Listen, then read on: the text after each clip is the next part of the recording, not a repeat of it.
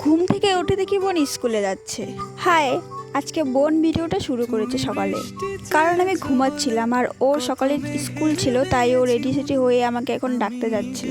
তারপর আমি উঠে ওকে একটু ম্যাগি করে দিয়েছিলাম, কারণ ওদের স্কুল শুরু হয় 7টার দিকে আর আস্তে আস্তে সে 12:30 বেজেই যায়। তো এতক্ষণ ও না খেয়ে থাকে, তো একটু ম্যাগি করে দিয়েছিলাম, সেটাই খেয়ে গেল। আর এখন মা রান্না করবে, তাই এখন এখান থেকে পুদিনা তুলে দিচ্ছি। আর এই গাছগুলো আমার বোনই লাগিয়েছিল। আর এই দেখো, আমাদের কাছে এবার প্রথম এতগুলো নোটকো ধরেছিল। এর আগেও ধরেছিল, বাট দু একটা হয়েছিল, কিন্তু আমরা সেটা খেতে পাইনি। এবারে বেশ অনেকগুলোই হচ্ছে, কিন্তু এবারেও না পোকা ধরেছে, যে এই ডাল থেকে পোকায় কেটে দিয়েছে অনেকগুলো নোটকো। তারপর কিছু জামা কাপড় ছিল, সেটাকে ধুয়ে আমিও স্নান করে নিয়েছি। আর স্নান করে খাচ্ছি এখন ভাত।